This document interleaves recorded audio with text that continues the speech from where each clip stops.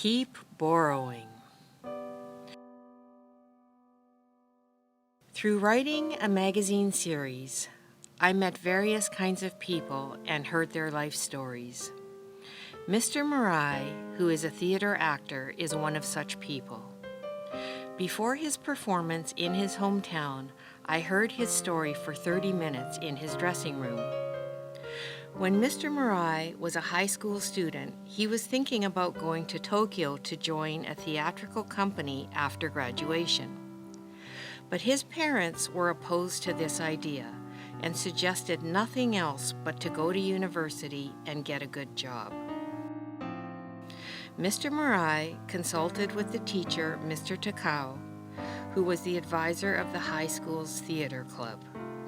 He wanted to apply for an audition held by a theatrical company in Tokyo, whether he had a talent for acting or not.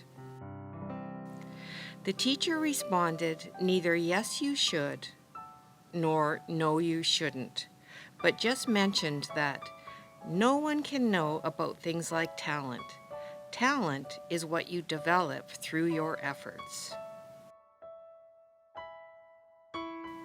Mr. Murai asked his father to lend him money for a trip to Tokyo, but his father just repeated what he had already told him, which was to prepare for university. Mr. Murai said to his father that he would try living by himself and reported to Mr. Takao that he would save money by working part-time for a year and then go to Tokyo to apply to audition for a theatrical company. At that time, the teacher handed a small envelope to Mr. Murai and said, "This is the best I can do for you, but I wish you good luck for your audition." There was 100,000 yen cash and a bank cash card registered under his name in the envelope. Mr. Murai felt his body tremble.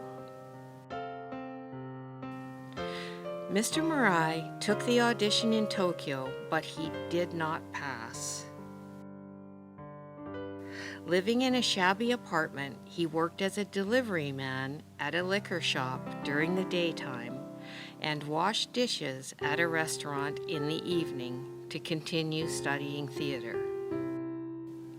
The 100,000 yen disappeared quickly, but he swore to himself that he would never touch the bank cash card.